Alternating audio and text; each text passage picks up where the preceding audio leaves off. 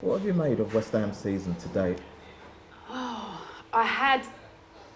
not one of these fans that gets carried away and thinks we're going to be top six, we're going to get into the, Europe, we're going to get into the top four. I mean, there were people talking like that, but I'm very much a product of my team, and we've never really been that team. So I'm I've still got that inferiority complex. Yeah.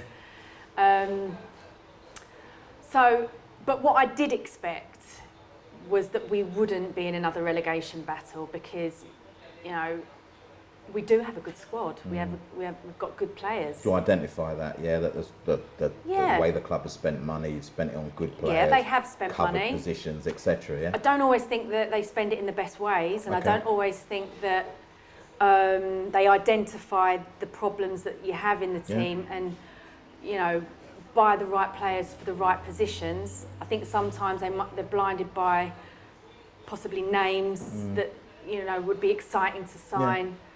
Yeah. So I expected a lot more of us, put it that way. So what do you identify? Why do you think it's not quite worked out? First of all, Pelligrini and obviously now Moyes. Why do you think it's still, you are at that stage where actually you're in a relegation fight, full stop? I mean, I wasn't massively enthused when we took Manuel Pellegrini as a manager anyway, because he was in China. I felt like he maybe came back for the wrong reasons. Yeah. He doesn't have that hunger like a younger manager was. I still thought we should have kept Slaven Bilic personally. Doing all right now, isn't he? Yeah, exactly. And everybody was saying, he's rubbish and he's got no sort of organisation, he doesn't know how to defend and things like that. And, he's not the perfect manager, but then who is? Yeah. I always felt that he could have turned that situation around. Okay. Then with David Moyes, we got rid of him. Now we've brought him back. It just, I don't know. I didn't agree with that. However, when he was given the job, I'm always going to support the manager that's there. Yeah. Always, Yeah. because I want the best for the team. Yeah. So I felt like Manuel Pellegrini had perhaps lost the dressing room. There was no fight, no fire. They didn't seem well organised. They seemed like they were chasing shadows a lot of the time. I think we've dropped like 19 or 20 points from winning positions. Including Saturday. Yeah, like we can't hold on to a lead. There's no kind of stamina. I don't know why all of these things are happening, but defensively we haven't looked that strong, and yet Issa Diop was looking like a world beater last season. I just think a lot of the players are having dips in form all at the same time. Yeah.